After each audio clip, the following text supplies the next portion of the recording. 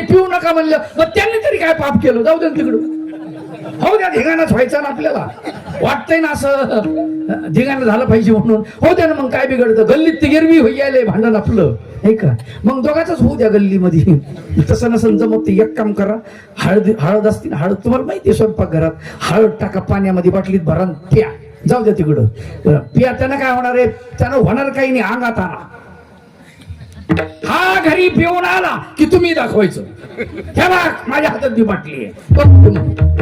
अवघड आहे माय बाप हो. अहो या माऊल्यांनी आपला संपूर्ण महाराष्ट्र वाचवलेला आहे, लक्षात ठेवा.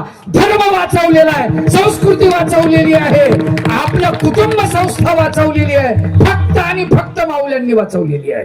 माणसं वाया गेली, पार म्हातारे कोतारे सुद्धा वाया गेले. हात जोडून तुमची सर्वांची क्षमा मागतो. तुम्ही मला मारलं तरी चालतंय, पण आता मला सांगा, 60-70 वर्षाचा माणूस मोबाईल अँड्रॉइड घ्यायला आणि बसायला त्याच्यावर, इंस्टाग्रामवर फेसबुकवर याचे मित्र, काय गरज आहे याला? 4-4 तास असं चष्म्यातून बघतो, काही गरज आहे का ते पाहायची? बरं, पोराला असं वाटलं म्हाताऱ्याला करमत नाही, चांगली करमणूक आणून दिली, ती मग मोबाईलच सोडायला तयार नाही म्हातारं. अवघड आहे, रात्रभर पाहत बसते. अरे बाबा, नाही नाही नाही, मी भागवत बघतो का दुसरंच काहीतरी बघतो? अवघड आहे ना. कळत नाही असं नाही, सगळ्यांनाच सगळं कळत. पोरालाही कळतं बाप कसं आहे, बापालाही कळतं पोरगं कसं आहे. कळत नाही असं नाही. आम्ही शिंग मोडून वासरात शिरायला लागलो. दुःख आपल्या हाताने आपल्या पायावर आपण दगड पाडायला लागलो. आलं का लक्षात? आपण दुःखात येत याचं कारण कोणी आपल्याला दुःख दिलेलं नाही. काय आपल्याला कोणी दुःख दिलंय का? नाही. मग आपणच दुःख ओढवून घेतलंय, आपणच घेतलेलं दुःख. आपुल्याच पायी आपुल्याच हाते घाव घालविते आपणची. घाव घालणारे आपल्या पायावर, आपण आपल्या हातानं घाव घालणारी माणसं आहेत, लक्षात ठेवा. आपुलिया दाढे आपुली जीव रगडे तरी ते वाभाडे कोणावरही घ्यावे. कोणावर वाभाडे काढले पाहिजे आपण, कोणावर रागवाव? आपली जीभ, नाही का? आणि आपलेच दात. मग आपल्या दाताखाली आपली जीभ रगडली, कोणाला बोलता? पोरग आपला, बाप आपला, नाही का? आई आपली, आपुली आपण करा सोडव, आपुली आपण करा सोडव, आपुली आपण करा सोडव,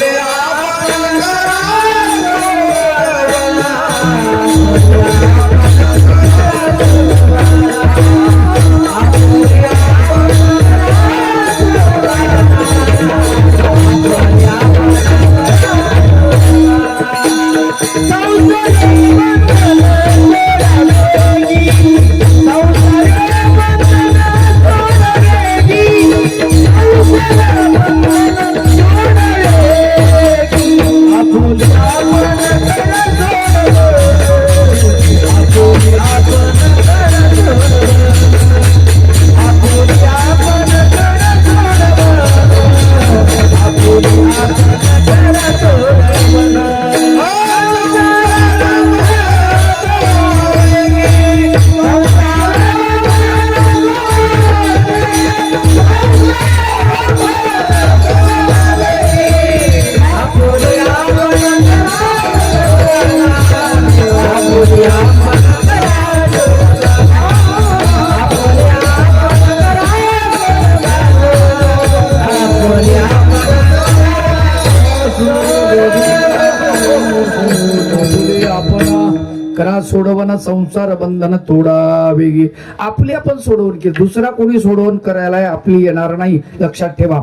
भगवान गोपाल कृष्ण श्रीमद भगवद्गीतेत वर्णन करतात, उद्धरेत आत्मनात्मान आत्मान वसादेत आत्मैव ह्यात्मनो बंधुर आत्मैव रिपुरात्मन. माणसा, तूच तुझा शत्रू आहेस आणि तूच तुझा मित्र आहेस, लक्षात ठेवा.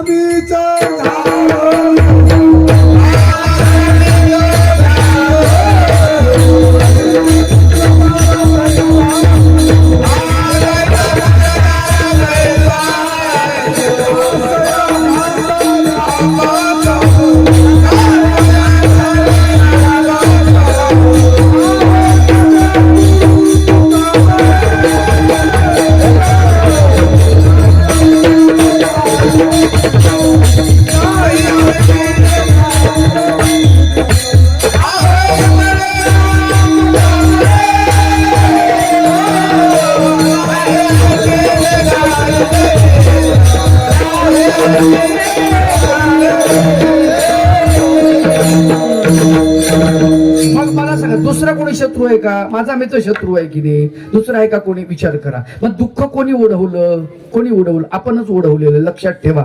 गंमत कशी झालेली आहे की एक हे असतो कोल्हा. कोल्हा माहितीये ना? कोल्हा. हा, कोल्हा काय करतो? बिहाडा झाड पाहिलं का तुम्ही? बिहाड्याचं बहा, म्हणजे त्याला कोणी बहावा म्हणतात. एवढ्या शेंगा असतात, अशा चिकट असतात.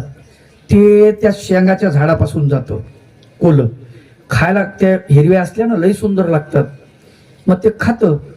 पण त्याचा गुणधर्म असा आहे, ते करतं संडास बंद. काय? ती शेंग जी आहे ना, संडास बंद करते. माणसाला लघवी जर बंद झाली, ती शेंग जर उगाळून दिली, बहावा म्हणतात कुणी त्याला, तर त्या शेंग उगाळून दिल्यानंतर त्याला लघवी ताबडतोब होते. एवढं गुणकारी औषधी येते. पण ते जर समजा कवळी शेंग जर त्या यानं खाल्ली कोल्ह्यानं, तर त्याला संडासच होत नाही. मग संडास व्हायच्या टायमाला ते लय कुदतो. ते म्हणतं पुन्हा बाप जन्मी खाणार नाही. काय? शेंग पुन्हा खाणारच नाही म्हणे. कटकटच नको दिसते. यानंच सगळं व्हायला ना, पुन्हा नाही खाणार. हे दुःख त्याच्याच मुळे आलं म्हणे मला. आणि मग पुन्हा काय होतं? त्या झाडापासून चालला, मग ते झाड दिसतं, तर ते म्हणतं आपल्याला काय झाडाच्या जवळून जायचं, आपल्याला खायचं थोडंच. झाडाच्या जवळून जातं. पण झाडात जवळून गेल्यानंतर ते म्हणतं झाडाच्या जवळून जाण्यापेक्षा खालून रस्ता आहे, झाडा खालून खालून जाऊ. आपल्याला काय इकडून काट्याकोट्यातून जाण्यापेक्षा, नाही का? रस्ताच तिथून आहे, मग तिथून जाऊ. खायचं नाही, फक्त त्याच्याकडे बघायचं नाही. मग तिथून जातं. मग बघायला काय अडचण आहे? पोटात गेल्यावर परेशानी आहे, खाल्ल्यावर बघायला काय हरकत आहे का? मग ते बघत. बघितल्यानंतर ते म्हणतं जास्त खाल्लं म्हणून त्रास झाला. थोडा खाल्ल्या होईन का? नाही. मग थोडा खाऊ, एकच शेंग खाऊ म्हणला. मग आता एक शेंग खाल्ल्यावर गप्प बसन का ते? अजिबात नाही. आपलं असंच चाललेलं आहे. लक्षात घ्या. किती लोक लग्न केल्यानंतर सुखात आहे, त्यानं हात वर करून दाखवा मला, आम्ही सुखात आहेत बाबा. याचा अर्थच सुखात नाही तुम्ही. एकाने हात वर केला नाही, बरोबर आहे, म्हणजे दुःख आहेच. मग जर दुःख आहे, का सोडून देत नाही? सोडू वाटत नाही. नाही, मोह, पाहण्याचा मोह, अनुभवण्याचा मोह, बोलण्याचा मोह, संपर्काचा संसर्गाचा मोह. अवघड आहे हो या गोष्टी. गुंतून पडतो माणूस. हा, गुंतून पडतो. ते इंदुरीकर बाबा लय मस्त सांगतात. हा, तितकं सांगता येत नाही आपल्याला, ते फार जबरदस्त सांगतात. ते म्हणे बाई तिनं बघितलं की हे तुकडं काढतं म्हणते ऐकायला. हा, सोपं काम नाही माय बाप. हो, लक्षात ठेवा. बाईच म्हणून नाही, पुरुष आहे तसाच आहे.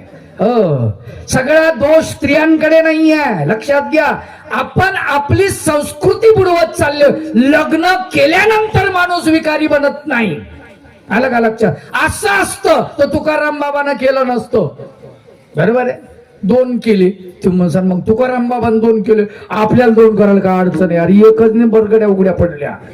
असं नका करू. काही लोक लय वसतात. एक मला भेटला म्हणे, बाबा भगवान गोपाल कृष्णाने 16,108 बायका केल्या, आपल्याला 2 करायला काय अडचण आहे का? म्हणलं कायद्यात बसत नाही. कायद्याला कोण जो मानतं म्हणे. म्हणलं मग कर 2. दोन्हीकडे 2 असल्यावर मस्त तुझी फजिती होईल म्हणलं. हा, 2 बायकां फजिती आहे का?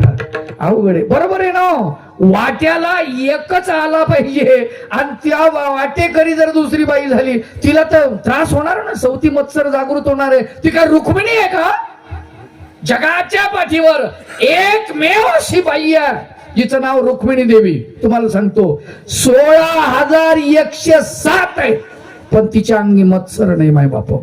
सगळ्यांची ती कोण झाली? सगळ्यांची आई झालेली आहे, सगळ्या स्त्रियांची आई झालेली आहे. आणि सगळ्यांना कोणाला काय पाहिजे, कोणाला काय कमी पडलो, सगळ्या सवतीला ती विचारते, चौकशी करते. त्या द्वारकेमधली होम मिनिस्टर आहे ती. भगवान गोपाल कृष्णाला कुठे वेळ आहे, ते तर पांडवाकडे आहेत, नाही का. मध्य भारतात येऊन राजकारण करतात भगवंत, पण कुटुंब पाठीमागे. अरे देवासारखं तुम्ही करू शकत नाही, आलं का लक्षात. एवढ्यामध्ये असून सुद्धा गुंतून या गुंत्यात सारा पाय माझा मोकळा, रंगून या रंगात साऱ्या पाय रंग माझा वेगळा. भटांची कविता आहे, फार सुंदर. ते म्हणतात ही कविता फक्त कृष्णावरच बसू शकते. रंगून या रंगात साऱ्या रंग माझा वेगळा, गुंतून या गुंत्यात साऱ्या पाय माझा मोकळा. भगवंतच म्हणू शकतात, आपण नाही म्हणू शकत. एकदा गुंतून पडलो होदवरी शुभमंगल, सावधान वाजंत्री गडबड करा सावधान. भूतला की निघत नाही, शेवटचा श्वास जाईपर्यंत सोडत नाही. आता उन्हाळा लागला नेमका. चरखा माहिती आहे तुम्हाला, चरखा ऊसाचा. आपल्याकडे ऊस भरपूर आहे. चरखा रोड न जाताना बघा, चरखा काय करतो तो, ते काढणारा ऊस काढणारा तो असा ऊस टाकतो, आणि मग पलीकडून ऊस निघला की मग त्याचं काय करतो, दुप्पट करतो. दुप्पट करून परत चरख्यात टाकतो, बरोबर आहे. मग आता दोनदा काढल्यावर राहिलं काही आता शिल्लक नाही, मग पुन्हा दोनदा काढलं, पुन्हा त्याला चौपट करतो, पुन्हा आतमध्ये टाकतं. आता काही शिल्लक राहिलं का नाही, पण परत काढल्यावर परत त्याला टाकतं. त्याच्या दोन्हीच्या याच्यामध्ये काय टाकतं, लिंबू. आणि बरं लिंबू टाकून नुसतं असं ठेवत नाही, असं पिरगळतो त्याला.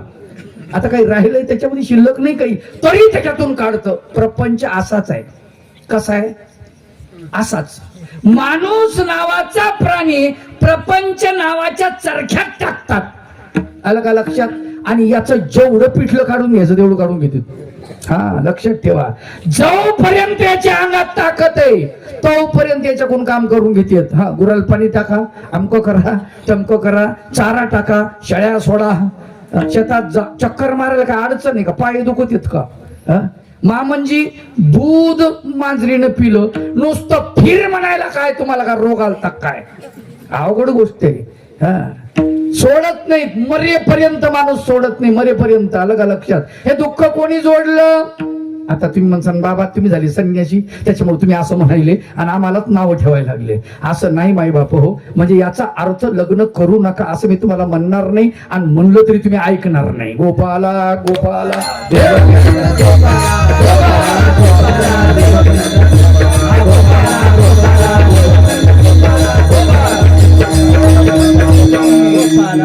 लग्न जरूर करा. कसं करा तुम्हाला सांगतो. ज्योतिबा फुले नावाचे व्यक्ती आहेत, यांना सावित्रीबाई मिळाली. कशी बाई आहे, कशी बाई आहे, जसं सांगितलं पतीने तसं करते. विचार करा, तिला लिहिता वाचता येत नव्हतं, ज्योतिबा फुलेंनी शिकवलं. बरं ती विधवा बाई आहे, तिच्याशी लग्न केलेलं आहे. हा सोपं काम नाही, विधवा आहे ती. आणि त्या काळामध्ये विधवेशी लग्न सोपी गोष्ट नाही आहे. हा आणि तिनं शाळा सुरू केली पुण्यामध्ये. लोकांनी सेन फेकून मारलं त्यांना. का शिकवता मुलींना, पण सावित्रीबाईंनी शिकवलं माय बाप हो, शिकवलं. का, तिला माहिती आहे या देशामध्ये स्त्रीचा काय सन्मान होता. हा इथे लोपामुद्रा एक स्त्री होती आणि ती तात्विक होती, तिचे ब्रह्मसूत्र आहेत. अनुसया माता तात्विक होती, लक्षात घ्या. गार्गेयी, मैत्रेयी हे पुराणातल्या स्त्रिया आहेत, प्रचंड ताकदवान. लक्षात ठेवा, भगवान गोपाल कृष्णाच्या काळामध्ये वर निवडण्याचा अधिकार कोणाला होता, मुलींना होता. आता आलाय तो काळ जवळ जवळ, कारण पोरी जास्त झाल्या, पोरं झाले, पोरं जास्त झाले आणि पोरी झाल्या कमी. त्याच्यामुळं आता तिला पाहिजे तो वर निवडू शकतात. पोरींना एकच हात जोडून विनंती करण, हा गरीब असला तर चालतो, काळा असला तर चालतो, भोकणा असला तर चालतो, लांगडा असला तर चालतो, मुका असला तर चालतो, फक्त दारुड्या नसला पाहिजे. कसाही असू द्या, तुम्हाला कमाई करून खाऊ घालणार, पण दारुडे जर असलं ना तुमच्या संसाराचं वाटोळं. नीट चौकशी करा. बापाच्या भरोशावर राहू नका. आपला बाप आपल्याला माहिती आहे, आपली काळजी करतो, पण कोण्या मापानं करतो? पैशाच्या मापानं करतो आपला बाप आपली काळजी. त्याच्या घरी ट्रॅक्टर आहे का, घर बांधलेलं आहे का, संडास बाथरूम काढलेलं आहे का, कंट्रोलचं दुकान आहे का, गाडी आहे का, मायापुरील शेतात जायचं काम पडणार नाही, नोकरी आहे का, सगळं बघतो. पण बाप हे बघत नाही, पोरग व्यसनी आहे का, हे बघितलं पाहिजे. माय बाप लक्षात ठेवा. मग हे दुःख कोण ओढून घ्यायलंय? आपणच ओढून घ्यावं. प्रपंचामधलं दुःख सांगायला बरं का, परमार्थाची गोष्ट वेगळीच ती, तिकडचं तर फार वेगळं आहे ते. इथली ती गोष्ट, ही दुःख आपण जोडलेलं आहे आणि मग ते आपल्यावर येणार एक दिवशी. म्हणून दुःख आलं होर पळू नको. आज तुम्ही लग्न झालं, आनंद आहे तुमच्यामध्ये, तुम्हाला बरं वाटतं, आज सुख आहे, तुम्हाला काही वाटत नाही. पण भविष्यामध्ये मुलगा झाला आणि तुम्ही जो त्रास तुमच्या सासूला दिला, सासऱ्याला दिला, आता तुम्ही सासू सासरे झाले आणि तुम्हाला सून आली, तुमची सून आता तुम्हाला त्रास दिले. आता रडू नका. का? 4 दिवस सासूचे आणि 4 दिवस सुनेचे. लक्षात घ्या. आता तुम्हाला दुःख आलं ना, मग दुःख आले तरी होर पळू, आले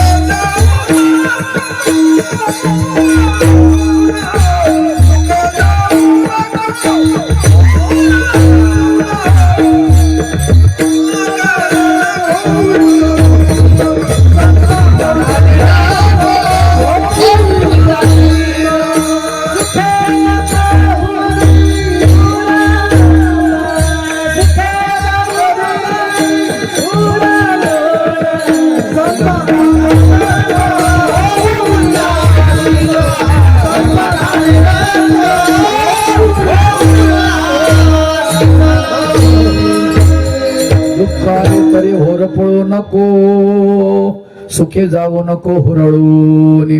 सुखानं हुरळून जाऊ नका, कारण सुखाचे दिवस जातात, दुःखाचे दिवस जातात. माई बापा हो लक्षात ठेवा. एका गुरुकडे एक शिष्य गेला आणि म्हणला, महाराज माझं वय झालंय आणि बापानं सांगितलं लग्न करायचं, तर काय करू? तुमचं काय म्हणजे करा लग्न, पण ही कथा ऐका अगोदर. म्हणले काय करू? म्हणले एक काम कर, तू बस थोडस 2 मिनिटं. म्हणले दिवसाचा वेळ होता. पत्नीला सांगितलं दिवा लावून घेऊन ये बरं. पत्नी गेली, दिवा लावून आणून ठेवून दिला.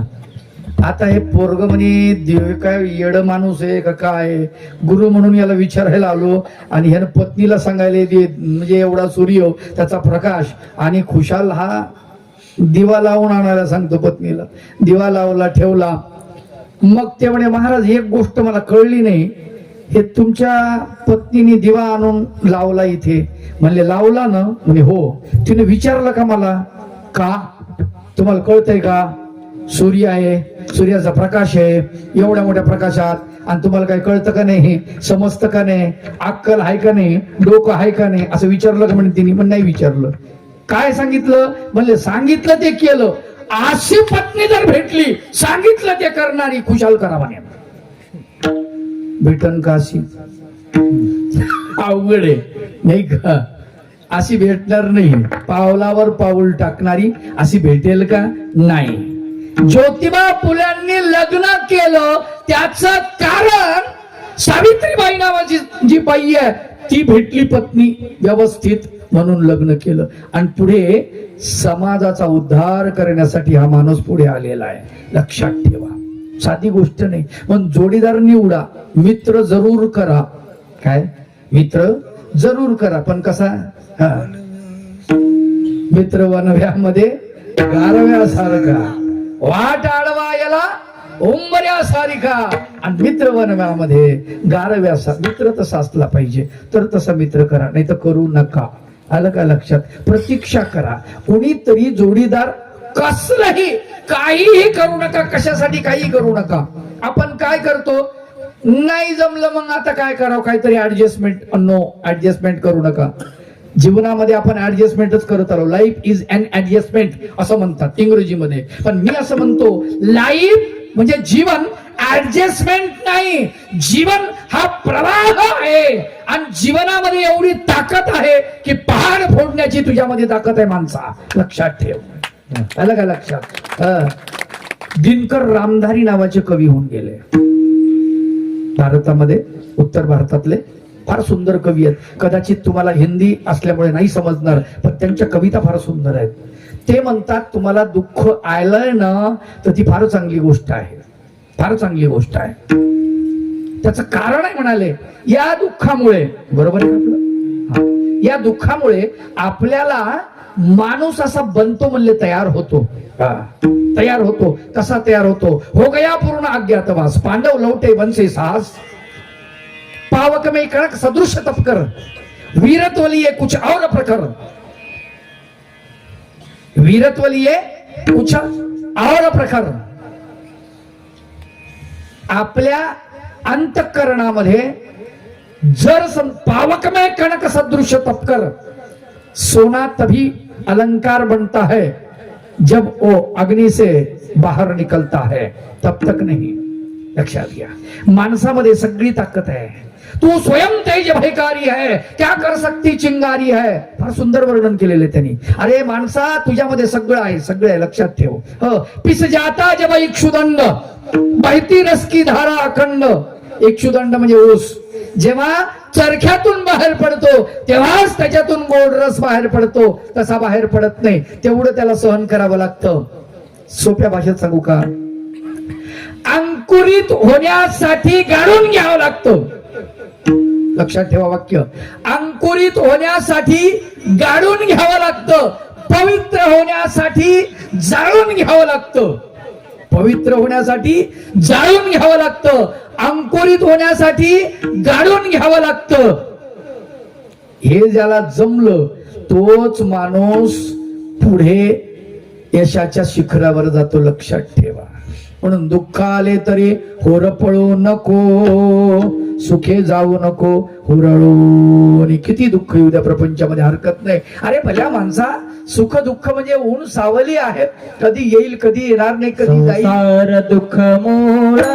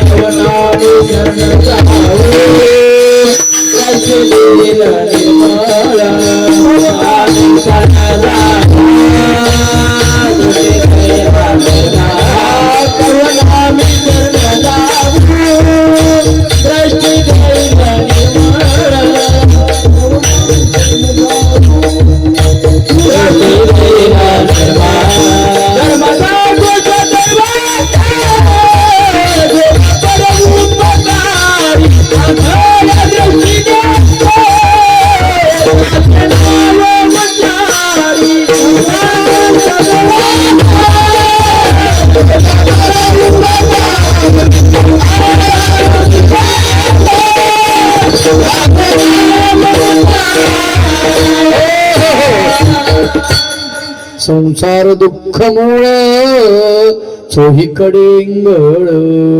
दुःखमूळ संसार, सुखमूळ केव्हा वाटतो?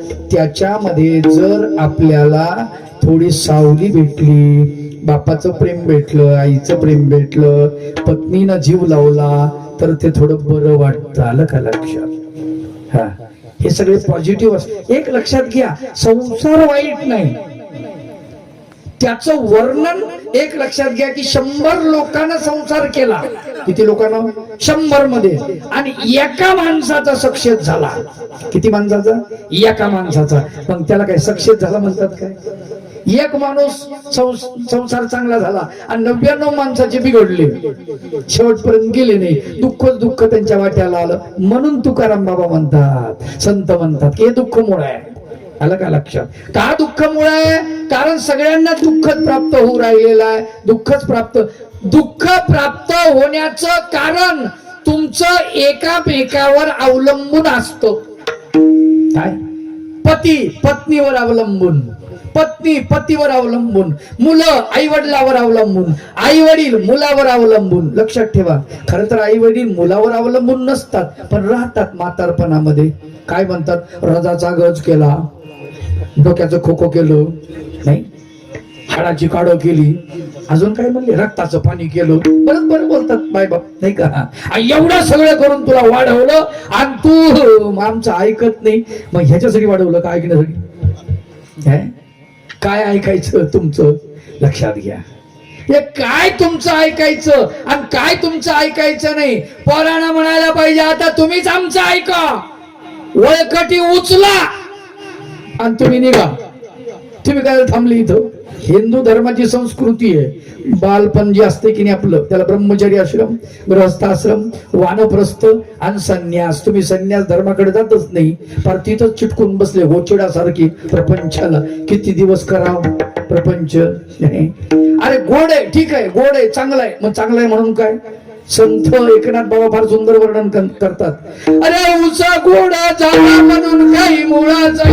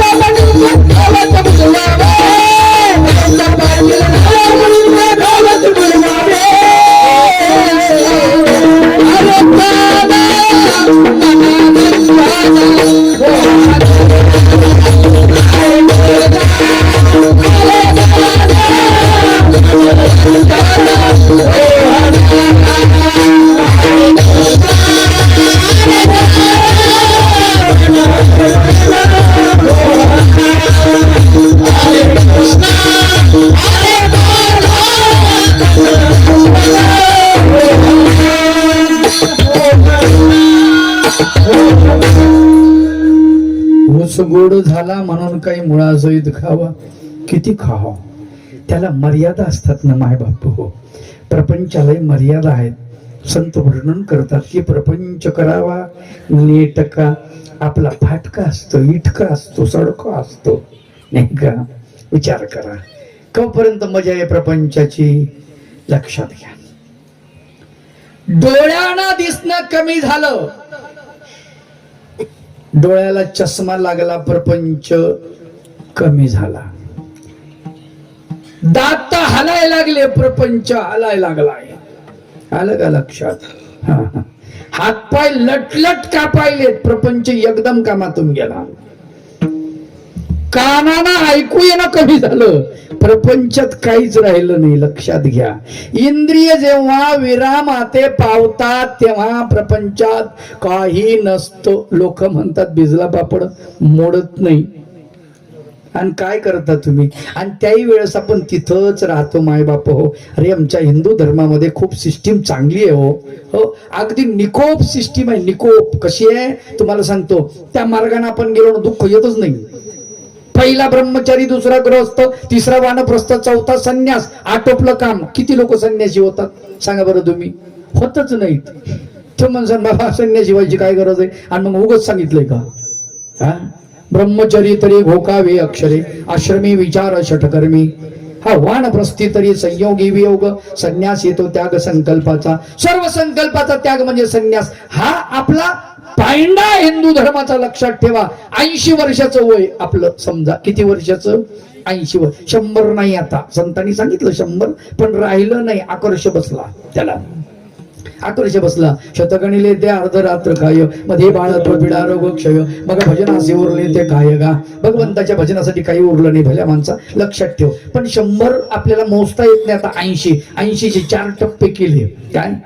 पहिला आश्रम ब्रह्मचारी 21 वर्ष, दुसरा आश्रम ग्रस्ताश्रम 41 वर्षापर्यंत,